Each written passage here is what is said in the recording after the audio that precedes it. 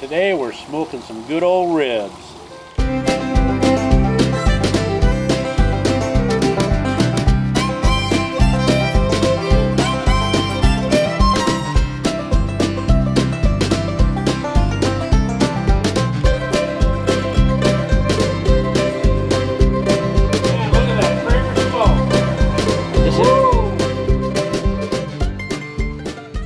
Exercise is this to cook ribs on the Komodo ceramic grill and the Traeger grill the very same way and see where we sit at the end of the day.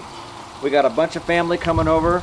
We're gonna let them decide on what barbecue actually cooks the best rib.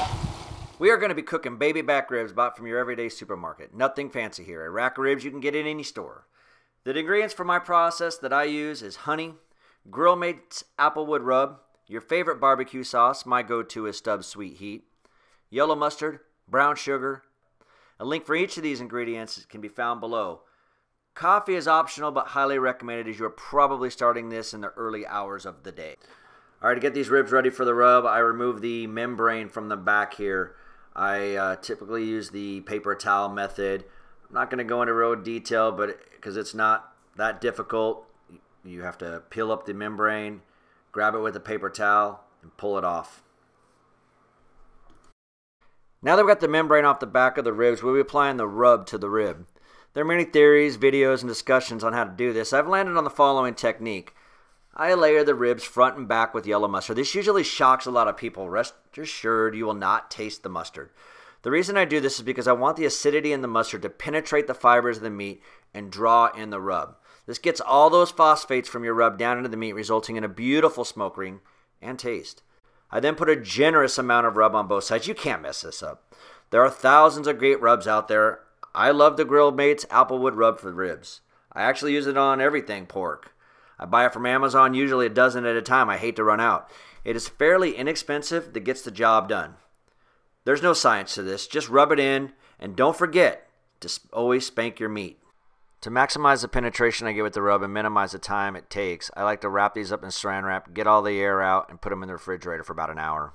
After a couple hours in the fridge, it's time to put these baby back ribs on the grill. I'll be smoking these at 250 degrees Fahrenheit. Now, I get asked all the time, how long does it take to barbecue ribs? What do you think about the 3-2-1 technique, etc.? Look, with barbecue, you cook it until it's done. If you religiously cook by time, you'll find yourself overcooking or undercooking your ribs, and you'll rarely get what you're looking for. The answer I give to all my friends is you cook them until they're done.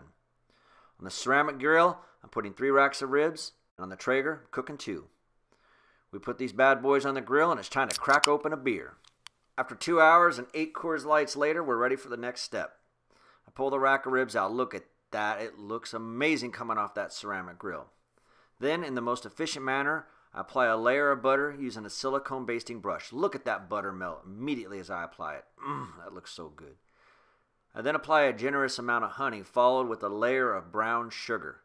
My friends that know me know that I love me some brown sugar. I finish this off with a layer of Stubb's Sweet Heat barbecue sauce.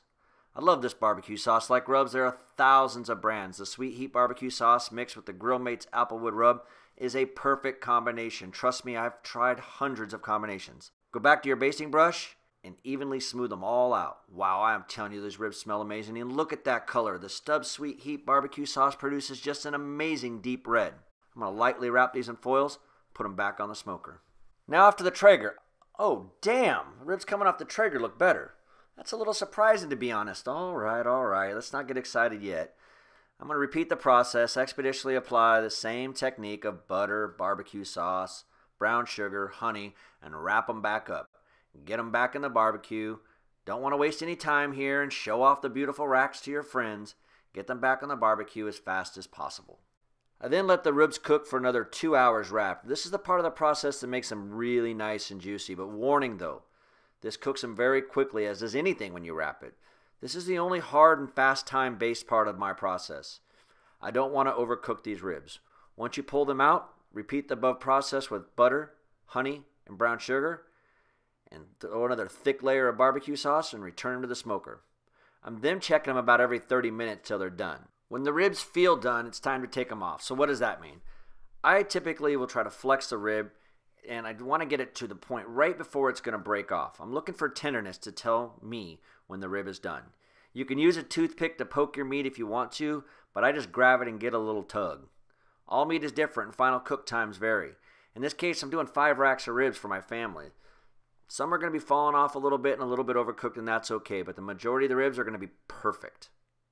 So which barbecue cooks a better rib? Look, both racks of ribs tasted amazing. You can see as I cut up the ribs, grubby little hands keep reaching in and stealing the scraps. Whoa, he got a whole rib. Uncle Scott, that is one way to get your hand clean chopped off.